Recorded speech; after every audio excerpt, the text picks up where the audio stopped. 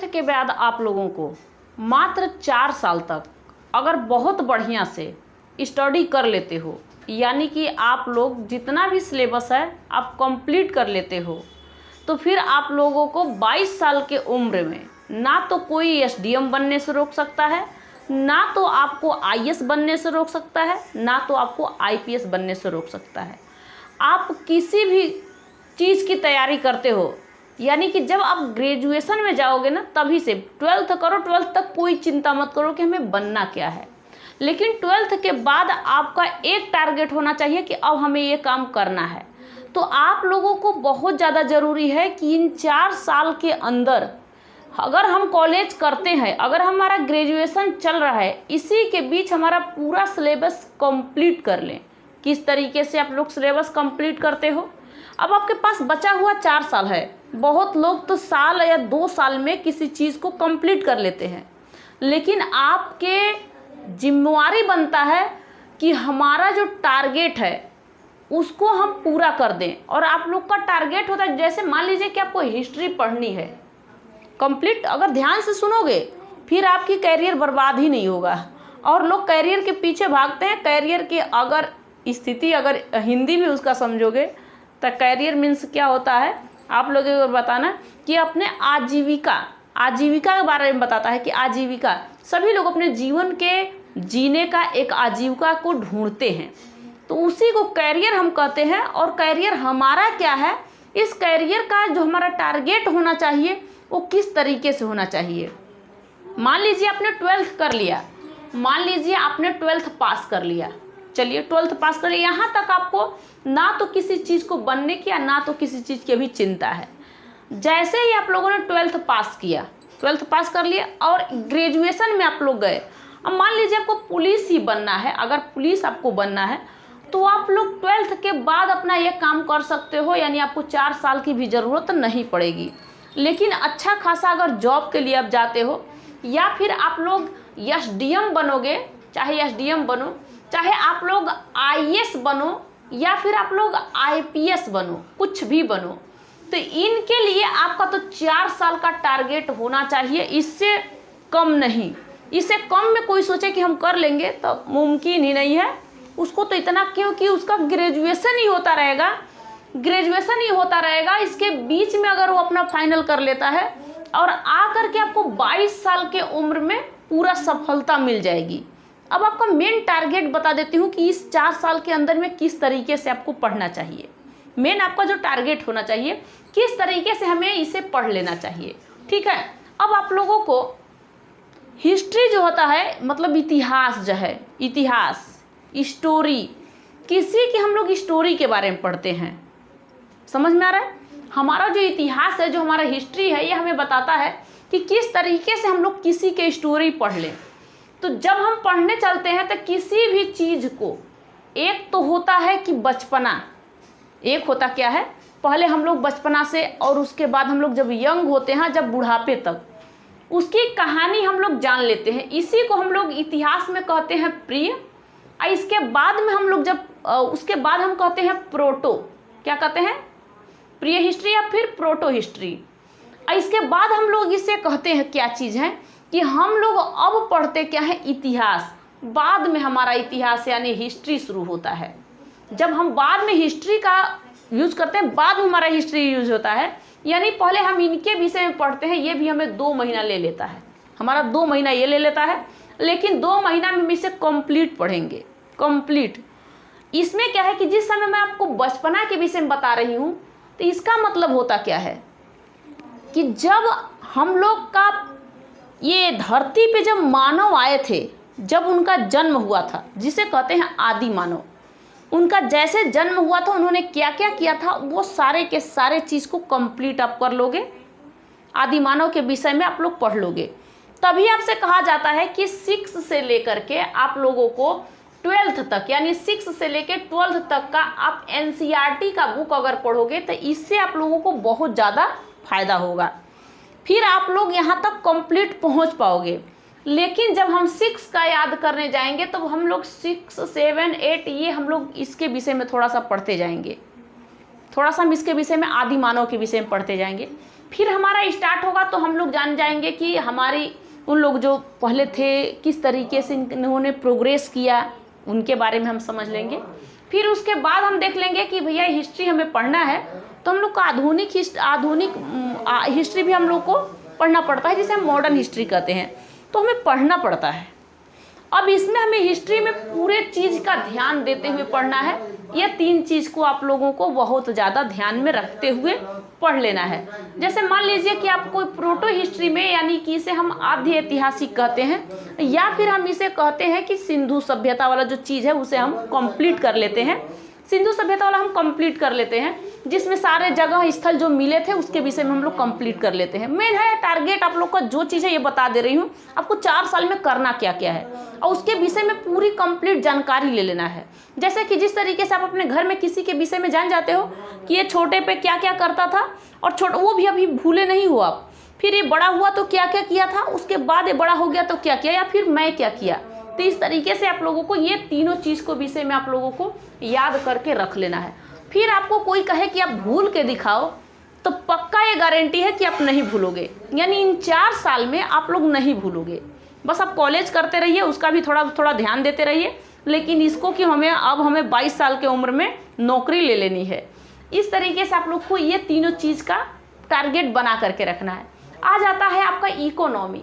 Economy हम लोग किसी अर्थव्यवस्था के विषय में जानते हैं। जैसे हम अर्थशास्त्र जो है, जैसे कि हम लोग अपने किसी भी देश की अर्थव्यवस्था के विषय में जानते हैं कि किस तरीके से इस देश का व्यवस्था चल रहा है, क्या है, किस तरीके से इस देश का व्यवस्था चल रहा है, कैसे लोग यहाँ से यहाँ तक प्रोग्रेस करते आए, क्या मतलब कि क्या चीज़ वहाँ पे गलत हो रहा है, क्या चीज़ सही हुआ है। ये सारे हमारी कितनी भारत में जो 28 राज्य हैं उनके विषय में कि सबसे पिछड़ा कौन सा है, सबसे आगे कौन सा, सब कुछ आपको इनके इकोनॉमिक्स के विषय में आप लोग को याद करना होगा। वो भी शुरू से ही अर्थशास्त्र से ही आपको स्टार्ट करते जाना है। इसके बाद आप लोग को पॉलिटी, मेन आता है पॉलिटी। पॉलिटी में जब हम पढ़ते हैं तो हम लोग देखते हैं कि हमारा जो भारत है, भारत तो पहले हम लोगों के अंडर में मतलब था ही नहीं। भारत पे राज करने के लिए पहले तो बहुत सारे लोग आए जो कि इतिहास से भी हमें जुड़े हुए कुछ मिल जाते हैं। जैसे मान लीजिए बाबर आया, चाहे ये मोहम्मद जिसे कहते हैं हम गौरी आया, ये सारे के सारे पहले आक्रमण किए थे, उनके विषय में हम लोगों को ध्यान में रखते हुए देखना है कि जब अंग्रेज आए तो प्रशासन बहुत ज़्यादा करने लगे, हम लोगों का उतना राज नहीं चलता था। तो इसके विषय में कहा गया कि पॉलिटी में आप लोगों को आप अपने संविधान को बनाइए और इस संविधान में क्या क्या लिखा जाएगा ये चीज़ आपको डाल देना है। तो इस पॉलिटी में हम लोगों को मान लीजिए कि अनुसूची जो आपकी 12 अनुसूची है या फिर 395 जो आर्टिकल है, इसके विषय में हम लोग को ध्यान में रखना होगा। अब ये कहोगे कि ये है क्या, अगर आप लोग बहुत अच्छे से वीडियो को देखे होंगे, पढ़े होंगे, तब आप लोग को तो थोड़ा बहुत तो नॉलेज होगा कि जो आर्टिकल है वो क्या कहता है। हमारे संविधान में जो 22 भाग है, इस 22 भाग क्या कहता है, जो 22 भाग है क्या कहता है। जैसे मान लीजिए कि किसी चीज़ को अपने हाथ में लेकर के चलना, तो अपने भारत को अपने अंडर में, यानी हम अपने जितनी भी जनता है ये सब के सब अपने अंडर में लेकर के चले। चाहे वो पंडित जवाहरलाल नेहरू हो, चाहे वो डॉक्टर राजेंद्र प्रसाद हैं, चाहे वो सरदार वल्लभ भाई पटेल हैं, तो ये सारे के सारे लोगों ने कहा कि हम आपके मर्जी से नहीं, हम अनुशासन या शासन अपने तरीके से चलाएंगे। ये चलाना स्टार्ट हुआ और यहाँ पे तब संविधान में कहा कि आपका जो जगह है, जैसे कि मान लीजिए भारत ये हमारा है, ये जो हमारा जगह है, ये हमारा जो जगह है ये भारत है, ये जो हमारा जगह है, तो ये कहा गया कि इसमें जितने भी आर्टिकल या अनुच्छेद आते हैं, ये जो जगह हमारा है ये हमारा है और इसी के अंदर हम लोग रहेंगे और अपने अनुशासन शासन को करते रहेंगे। इसीलिए भाग 1 को जोड़ा गया कि इसमें जितने भी राज्य हैं ये राज्य छूट करके, यानी जो 28 राज्य हैं ये बाहर नहीं जा सकते, यानी हमारा एक यूनियन है। क्या है? यूनियन है, यानी संघ है। बस आप लोग को थोड़ा सा ये जानकारी लेते हुए चलना है। संघ है, भारत राज्यों का संघ है और इन राज्यों के विषय में हम लोग को आर्टिकल में पढ़ना पड़ता है। फिर उसके बाद में आपको पढ़ना पड़ता है कि हमें नागरिकता कैसे मिली, फिर आपको पढ़ना पड़ता है हमें मौलिक अधिकार कैसे मिला, फिर आपको जो थोड़ा बहुत हमारा मौलिक अधिकार तो हमें मिला ही, लेकिन जो भारत अगर प्रोग्रेस करेगा तो हमें फिर क्या मिलेगा। तो इसलिए नीति निर्देश तत्व आया, भाग 4 में आ गया। भाग 5 में संघ के विषय में किस तरीके से राष्ट्रपति का शासन होगा, प्रधानमंत्री, इन लोगों का शासन किस तरीके से होगा। फिर आपका राज्यों के विषय में दिया गया 6वें भाग में। तो ऐसे आपको पढ़ना पड़ेगा। सिर्फ पहले आप लोगों को भाग अगर एक जिस दिन पढ़ लिए उस दिन आप लोग समझ जाओगे कि क्या हमारा भारत जो ये है, ये कितना इसका क्षेत्रफल है, क्या है, इसके विषय में आप लोग को सारा कुछ कंप्लीट धीरे धीरे पता चलता जाएगा। आता है मैथ। मैथ जिन बच्चों को नहीं आता है सॉरी, जिन बच्चों को मैथ नहीं आता है उन बच्चों से कहना चाहती हूँ कि मैथ कोई याद करने वाला चीज़ नहीं है कि हम इसे याद कर लेंगे। चलिए जैसे कि हम याद कर लिए कि मान लीजिए भारत में क्या क्या हुआ था, उसका इतिहास जैसे हम लोग याद कर लेते हैं, तो इस तरह से मैथ याद नहीं किया जाता है। मैथ दिया जाता है जैसे आपको दो को 2 में अगर प्लस करना है तो आप लोग कहते हो ना कि 4 होता है। अगर हमें 4 में से 2 को माइनस करना हो तो कहते तो हो कि 2 बचा हुआ है। लेकिन आप लोग लिख करके, पूरा माइंड तेज चलता नहीं है कि पूरा आपसे पूछ दिया जाए तो पूरे को कंप्लीट कर दो। मान लीजिए छोटा सवाल है, लेकिन आपसे कह दिया जाए कि 300 इतना है, 395 में से आपको मान लीजिए कि इतना आपको माइनस करना है। क्या चीज़ करना है? 87 माइनस करना है। फिर आप लोगों को दिमाग कैसे चलेगा इतना जल्दी, तो आपको पेन कॉपी का इस्तेमाल करना पड़ेगा। क्या याद करने वाला चीज़ है, इसमें आप लोग याद नहीं कर सकते हो। फिर आप लोगों को माइनस करना पड़ेगा कि इसमें से माइनस करेंगे तो हमारा कितना बचेगा। ये भी हो गया समझ में। साइंस हमारे बचता है साइंस, बहुत ध्यान से समझते रहना। साइंस जो हमारा है, साइंस में हमें इसे 3 भाग में, यानी कि जैसे क्या कहते हैं उसे, केमिस्ट्री कहते हैं, फिजिक्स कहते हैं, बायोलॉजी कहते हैं। तो इन चीज़ों के विषय में हमें जानकारी जरूरी है। जैसे केमिकल का बात किया तो केमिस्ट्री में हम लोग घुस जाएंगे।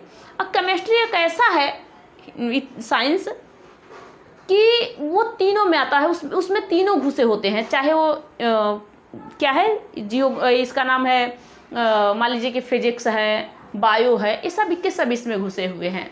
तो इस तरीके से बायो में हम लोगों को अपने पूरे बॉडी के हर एक स्ट्रक्चर के विषय में समझना जरूरी होता है। उस तरीके से केमिस्ट्री में हमें किसी पदार्थ के किस तरीके से बना हुआ है, क्या हुआ है, जैसे मार्कर है तो हम इस पदार्थों का अध्ययन करते हैं। और फिजिक्स में भी हम लोग अध्ययन करते हैं, किसी चीज़ को बाहर देख लेते हैं क्या होता है। इन सब के चीज़ के विषय में हम लोग को समझ में आ जाना चाहिए। अब बचता है करेंट अफेयर। करेंट अफेयर आप लोगों के लिए ज़रूरी है कि आप लोग बस 10 मिनट के लिए, 10 मिनट मात्र, मान लीजिए कोई मैगजीन या किसी चीज़ से आप लोग 10 मिनट वहाँ पे रिवाइज कर लीजिए, देखते रहिए डेली। थोड़ा सा पेपर पढ़ लीजिए, थोड़ा सा इस पे देख लीजिए, मोबाइल में देख लीजिए। मतलब टाइम आप लोग वेस्ट नहीं करना, ये आपका चलता रहेगा। जीके तो आपको ये 4 साल का, 4 साल में पूरा जीके आपको लोगों को याद कर लेना होगा। फिर रीजनिंग आएगा। तो ये सारे के सारे जो आपका क्वेश्चन बनेगा, ये आप लोग 4 साल मात्र आप अपने टारगेट को बना लीजिए कि हमारा जो टारगेट रहेगा मात्र 4 साल का रहेगा। इसी 4 साल में हम किसी से बताएंगे नहीं कि हम कर क्या रहे हैं, लेकिन हम तैयारी करते रहेंगे। हम कॉलेज के साथ हमारी तैयारी बनी रहेगी। इसीलिए मैं कहती हूँ कि आप 12th से पहले कोई ज़्यादा बर्डन अपने शरीर पर ना लीजिए। सिर्फ आपका जो सिलेबस आपके स्कूल में कराया जाता है उसे आप लोग पढ़िए, 10 निकालिए, 12 निकालिए। उसके बाद आप लोग ये सोचिए कि 12 में हम लोग गए तो हमारा उम्र 18 साल का हो गया, और इसी उम्र में हम लोग अपने मतलब सोचेंगे कि हमें अब आगे चल करके करना क्या है। मेन यहाँ पे आप लोगों का यही टारगेट है कि आप 4 साल अगर कंटिन्यू 4 साल किसी चीज़ को आप लोग देखना चाहते हो। ये नहीं कि अब आपने हिस्ट्री कर लिया तो इकोनॉमिक को भूल गए, 4 साल के बाद करेंगे, ऐसा नहीं। उसके बीच बीच में मान लीजिए 10 दिन आपने हिस्ट्री पढ़ा तो 10 दिन इकोनॉमिक के लिए बचा लीजिए, 10 दिन आप वो करेंगे, 10 दिन आप लोग पॉलिटी के लिए बचा लीजिए। अब करेंट अफेयर है तो डेली का, इसे तो आपको करना ही है। यही करेंट अफेयर बाद में जीके में कन्वर्ट हो जाएगा। फिर साइंस है, इस तरीके से आप लोग को याद करना होगा। तो यहाँ तक आप लोग फाइनल तो समझ लिए कि आप लोग 4 साल की आपकी स्टडी किस तरीके से रहेगी। अब यहाँ तक आप लोग समझ लेना। नेक्स्ट वीडियो में आपको अच्छे से सारे के सारे सब्जेक्ट आपको पढ़ाऊँगी। तब तक के लिए चलती हूँ। जय हिंद, थैंक यू।